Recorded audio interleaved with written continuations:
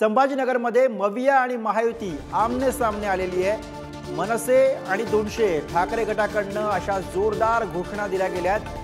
मनसे 200 अशा ठाकरे गटाकडनं देण्यात आलेल्या घोषणा आणि यानंतर महायुती आपल्याला आणि मविया आमने सामने आल्याचं चित्र संभाजीनगरमध्ये बघायला मिळतं। संभाजीनगरमधली दृश्य आहेत। संभाजीनगरमध्ये मविया आणि महायुतीचे कार्यकर्ते एकमेकांच्या समोर आलेले आहेत।